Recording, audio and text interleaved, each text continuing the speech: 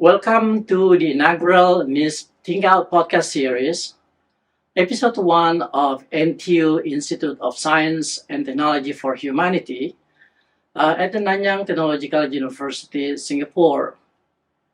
At NIS, we aim to contribute to the production of new knowledge and innovation with stronger ethical, social, economic, and cultural considerations.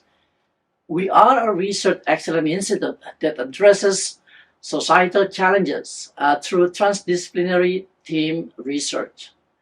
We seek to bring the interdisciplinary field of science, technology, and society, or STS, to engage with various issues in our society, both at the local and global levels. Now, for those of you who are familiar with our monthly debate series, this is a new variation. The Think Out podcast series, which seeks to dwell deep into the personal journey, research and future progress of leading researchers and academics, industry experts, and societal influencers to better understand the motivation and prospects of their field of study and how it impacts society. Now, in this inaugural episode, we met with Prof Lam Kwok Yan, who is a renowned cybersecurity researcher and practitioner. Prof. Lam is currently the Associate Vice President, Strategy and Partnership, and a professor in the School of Computer Science and Engineering here at NTU. Now, here's a Director of Strategic Center for Research in Privacy Preserving Technologies and Systems, or SCRIPS, and directors of NTU Spirit Smart Nation Research Center. And from August 2020, Prof. Lam is also on part-time secondment to the INTERPOL as a consultant at Cyber and New Technology Innovation. Last but not least, Prof. Lam is the Executive Director of the National Center for Research in Digital Trust, which is our topic of focus today. Welcome, Prof. Lam. And thank you for being our first podcast speaker for the series. And today we would like to know more about digital trust and how it impacts our life, social organization, consumers, and the economy at large. But before we dive deep into the topic, I would like to learn a little more about yourself. Now, I understand that you are a leading cybersecurity researcher. Now, could you tell me why and how you choose this field? Well, I start working on security more than 30 years ago. And that was a time when computer communication started. And start to see computer can communicate with each other to coordinate and do complex work. So I thought it's a very important area because I believe in future the network will be everywhere. And as long as there are people, there will be security issues. So that's why I thought working on the security of computer network will be the future. And I still remember at that time I thought one day all the phone will have the security module, which has become true now because of the mobile phone. Every mobile phone of course, yeah, have the security module. So how do you become interested in computer rather than mechanical or maybe electrical or other engineering fields? Why computer science? I know it's by accident. I started my first degree doing the statistics. Oh, really? Okay. We actually it's a double major. It's computer science and statistics, and so in those days, statistics is a hot topic. And yeah. Now people call it analytics. Yes. It's statistics. But because it's a computer science and statistics, so I start to learn more about computer science, and I thought I felt I was a lot more interested in computer science, so I eventually dropped statistics. I just did computer science. Yeah. What is it about computer that really fascinates you? I mean, well, it's very logical. It's basically the idea is if you want to let the computer do the work for you, you need to know how to do it by yourself first. And you need to describe a complex things into very simple language so that the computer can understand. So it's a very good training of Okay. the thinking process. You have a problem, you want to tackle the problem, you want to break down the problem into smaller pieces, and then you can describe it in very simple language. So it's a very good Okay. training process. So that's why I like this process of turning complex answer into smaller pieces. I see. Yeah. I see. Do you still remember the first experience when you touch a computer, and what do you feel about it? It was so long ago. And in those days, it's not that everyone can afford a computer. Of course. And most people have never touched a computer before they started the university program. So at first, I also didn't know what was a computer. I just felt it could be the future. And but after I start using it, I was amazed by the kind of work that it can do. Yeah. But of course, later on, as I learned more, it's really about you need to teach the computer first. What do you mean by you need to teach the computer? Like you want to ask the computer to print a calendar, you need to know how to create a calendar first, how to calculate the leap years, the leap months, and things like that. How to position the calendar month by month. So these are things that you need to work out by yourself. And then you describe the task into a simple way so that you can turn it into a computer program. Okay. So well, that's basically my first serious program I see. more than 30 years ago. Okay. Now that you are an expert on cybersecurity, how do you get involved in this area? Okay, as I mentioned, I started working on the computer security, and then computer talk to computer. So that's basically network security. Yeah. And later on, when people start to look at how to use the complex computer systems to do things like banking, government, and then security becomes a very, very important issue. So I start to look at what are the security issues, need to understand the nature of the problem and how to solve the problem. What are the techniques that are needed to protect such systems? Let's say you do banking on the internet, you do government services on the internet. So I need to analyze what are the security issues and how to protect them, how to solve them, and then design and even build it. So, and as it evolved, so about 14 years ago, the field cybersecurity was established.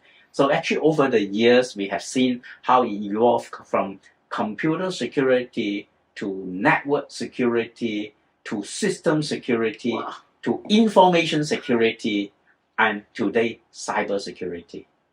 Okay. Yeah. Can you explain to me in a simple word, what is cybersecurity?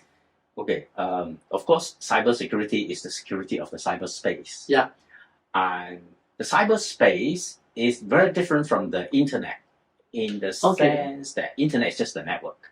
Whereas cyberspace is the virtual environment where people, business, and government interact. So you can now more or less can tell security of the internet is more straightforward. It's just to protect the network. Whereas the security of the virtual environment is more complicated. Of course. Because when two people communicate in the cyberspace, what do they mean by security would depends on what are they talking about. And it depends on the topics, it depends on the capacity of the person. So that means we don't have a one-size-fits-all concept of security. It always depends on the value of the communication content, the sensitivity of the topic, and that need to be protected. And then, of course, when it comes to banking, banking transactions performed in the cyberspace, government transactions performed in the cyberspace, then the concept of security will also be different. And more importantly, another dimension is emerging. Eventually, this is already happening. Our entire society, the basic functioning depends on the cyberspace. Like you do banking, you do That's payment, right. you do shopping, you order your lunch, and you pay your tax, you file your tax, you pay your tax, all in the cyberspace. If the cyberspace is not functioning for a few hours, everything will stop. Of course. Yeah. So that means it has a grave impact to the operation, to the normal functioning of the society.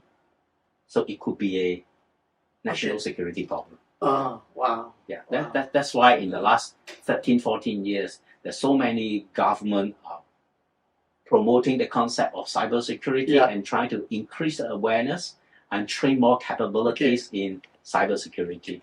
In my understanding, every system that has a security usually supported by, some pillars, right? Now, I was wondering, what are the key pillars in cybersecurity that keeps cyber environment, safe? Okay, at a higher level, we talk about the technology. Yeah. We talk about policy and regulations. We talk about management. So basically, starting from the understanding of what security is needed, then you need some regulatory framework, some policy to say who should do what, who should not do what. And then the technology is to enforce, to make sure your policy is enforced. So these are the big pillars. And of course, when beyond technology, whether you are talking about policies or the management, the key thing is people. For example, we talk about password. You worry about password not safe. You choose a very long password, cannot guess one. And then because it's so long, no one can remember. You write down a piece of paper. Worse yet, you paste it on the post-it. You put it on the post-it and paste on your screen. That is the people aspects that reach the security. So security is always a balance between protection and risk and convenience. I see. Yeah, because you have too strong protection, the risk is lower, but That's right. It may be too costly to do. And then the people find inconvenient, then they will find way to bypass it. So there's always social dimensions in the construction of this cybersecurity. Indeed. It's a very important aspect. Yeah. Interesting. Okay, moving to the next question, Prof Lam, how do you, become part of NTU? I was wondering. Okay. How long have you been here? 7.5 years. 7.5 years. Yeah, okay. Yeah. So, I started as an academic more than 30 years ago. Oh, okay. Yeah, and in my previous academic role, I started what at that time we call system security. I started the System Security Research Center in another university, and I started collaborating with governments and banks, and when it was successful, so the project was successfully completed. So we went on to create a university spin-off that was 26 years ago. So the spin-off is still there, and we provide security technologies to government, banks, to actually we were involved in the first generation of internet banking security, internet government security. And so over the years, I accumulated a bit more real-world experience on security. Yeah. I see. So one day, because when I was doing all this thing, I already left the university. So one day, the previous chair of NTU spoke to me, saying it would be good to have someone with real-world experience to come join us, so that we can drive cybersecurity in a direction that is closer to real world, and really to teach things or do research that is really solving real world problems. I see. So how do you find NTU as a place for work? It's a very nice environment. when I first joined, the first few months, I always lost my way. The campus is very complicated. Yeah.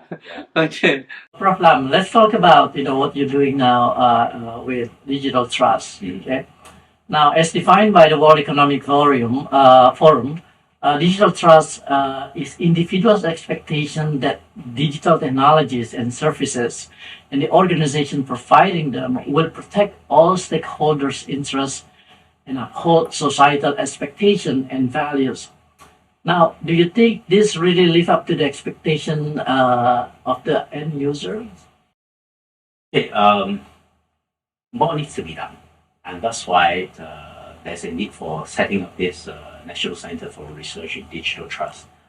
And so, for example, a lot of people traditionally look at digital trust as usually the usual way is say security, privacy, and trust. That's right.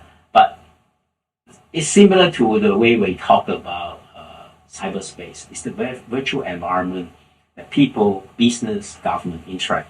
So it's more than just a technical definitions. So when we talk about trust, what does it mean? It's equally difficult to define security. When you talk about security, what does it mean? So different people dealing with different assets or things will have different understanding of security. Trust is the same. So now you talk about World Economic Forum, because when the background is digital economy, and in digital economy, all the activities, business transactions are all done in the cyberspace, electronically, through the digitalization. So in this case, when you decide to embark on digitalization, you will start to ask, what are the risks involved?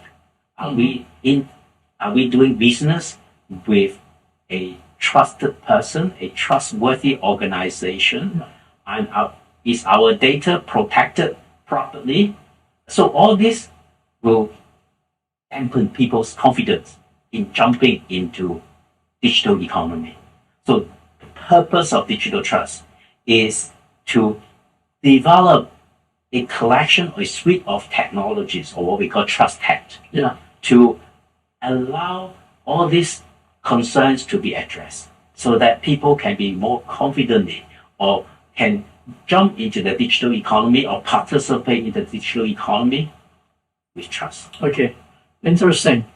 So how exactly do you define trust in this context? I mean, and what is the source of trust that becomes sort of the the core of your activities? Okay, apart from the traditional topic of security, one important thing is in order for you to trust the digital platform to do business, the first thing you may worry is my data protected? Right. And especially if you are a consumer, is your consumer data properly protected? So this can be viewed as a privacy issue. This is the data protection and privacy. Okay, so that's number one, the privacy. And number two, when you are transacting with someone that you have never met before, do you trust it? But because you have never met the person before, you may not even have any mutual friends. So how do you decide whether you want to do or not? So usually, you will go to the internet, do some search, and see what is the reputation of this person, and whether it's any good reputations or bad reputation. So that is the reputation aspect. And number three is when something goes wrong, who takes responsibility? I see. Yeah. So that's why my experience doing the security is, if you use internet banking, the bank tell you my system is very secure, you can use, but something goes wrong, you take responsibility. That's right. Then you may not want to do it. But on the other hand, if the bank will say, we do our best to protect your transaction, And if something goes wrong, we take responsibility. Then you will use it. So it's the way of establishing who is responsible for what.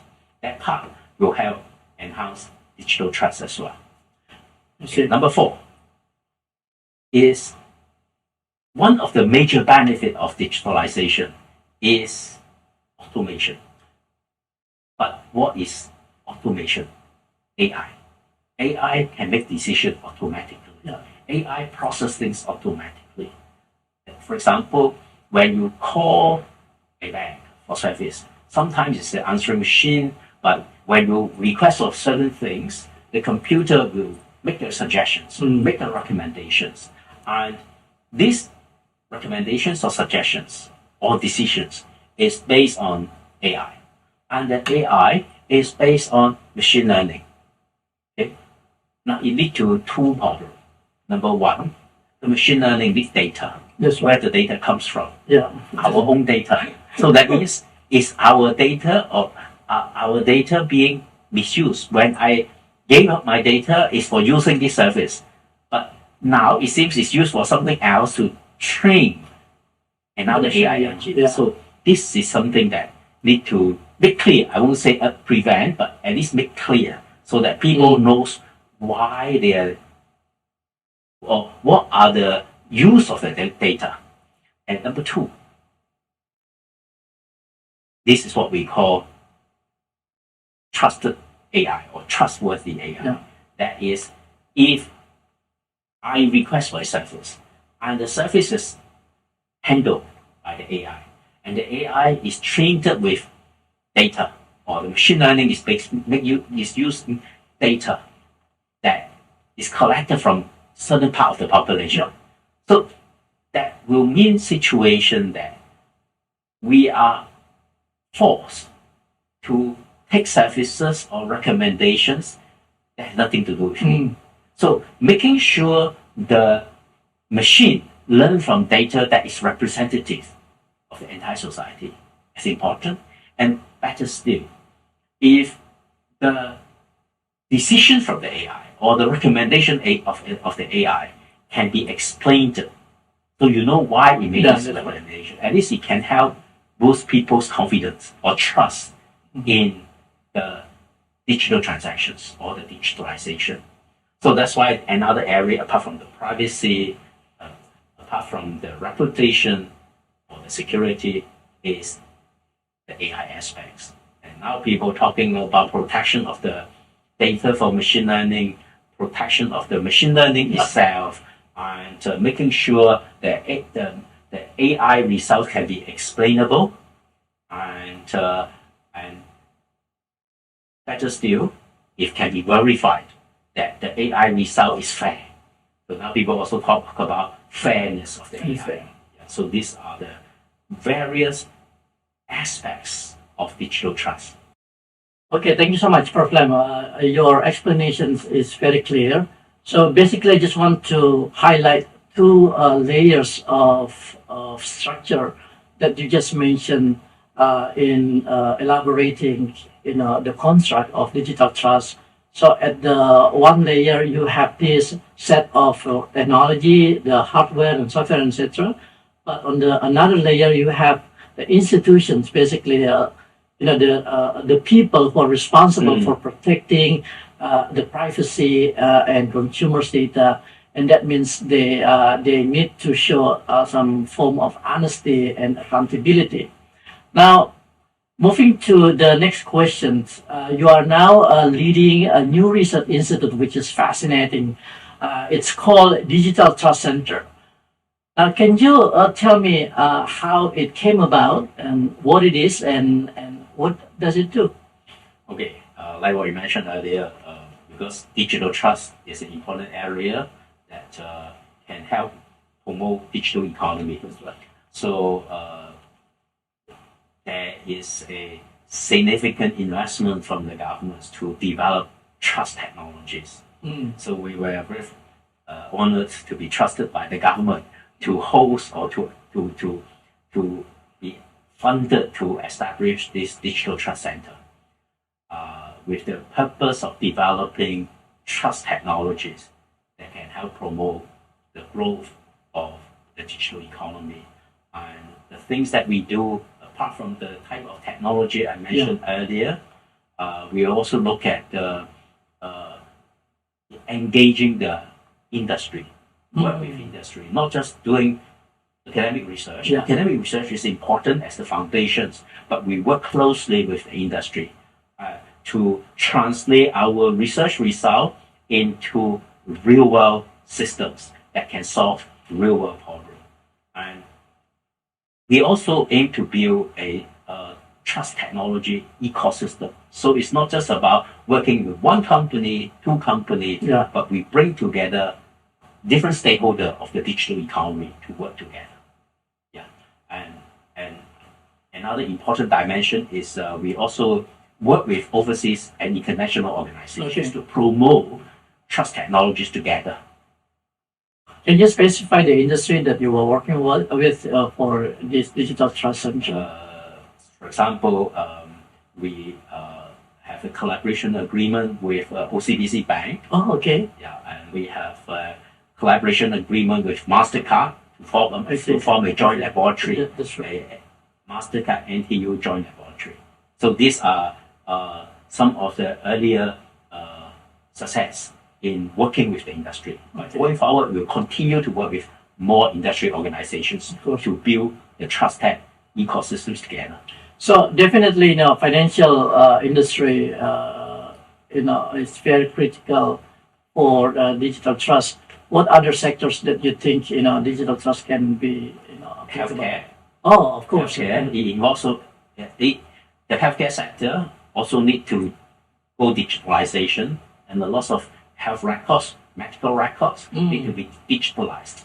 And the protections is important. And for areas like precision medicine, the analytics of the health data is the basis. And the protection of the data is important. So how to enable the analytics of the health data while assuring the data owner that that data is protected is an important part of trust technologies. So we are also working with other research institutes and healthcare sector on this. Last question, Prof Lam. In your opinion, what would be the most challenging issue for digital technology to tackle in the near future?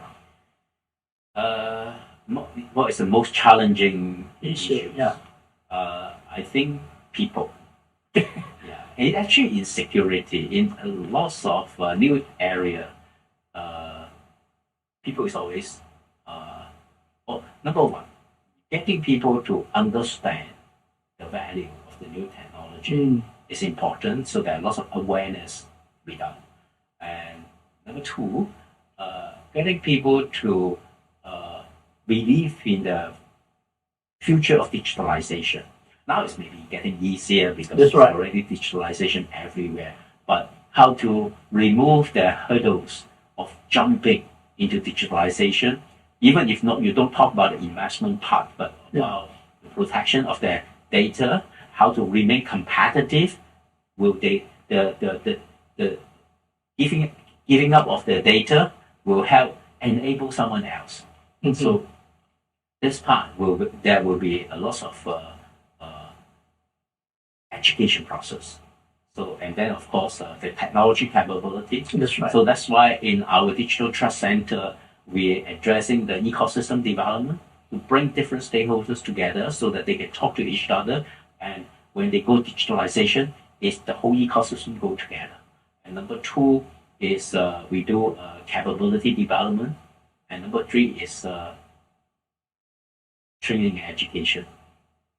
Okay. Thank you so much, Prof Lam, for coming to our podcast. And that brings us to the end of the podcast session with renowned expert Prof Lam Kwok Yan, a cybersecurity expert leading the National Center for Research in Digital Trust.